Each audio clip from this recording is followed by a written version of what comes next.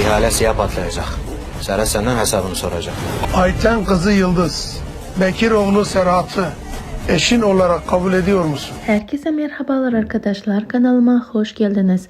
Alev dizisi hakkında sosyal medyada final yapacağı konuşulsa da aslında dizimiz final olmayacak ve dizimiz 35 bölümünde görkemli bir sezon final yapacağı ve yüksek reytingler sayesinde yeni sezon onayını resmen aldığını gösteriyor. Ancak bu müjdeli haber büyük bir sürprizle geliyor. Kulislere göre İlhan Şen, Aybüke Pusat ve bir Damla Yılmaz'ın yanına yeni yüzler dahil etmek ve hikayeyi tamamen sıfırlamak adına sezon finaline doğru şok edici oyuncu ayrılıkları yaşanacak.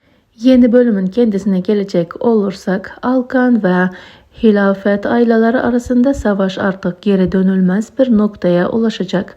Aşırın ihanetiyle köşeye sıkışan Akif artık kaybedecek hiçbir şey olmadığı için her zamankiden daha tehlikeli bir hal alırken Ziyana ve Melek arasındaki duygusal yüzleşme Serhat'ı korumak için kurulan tüm ittifakları kökten değiştirecek.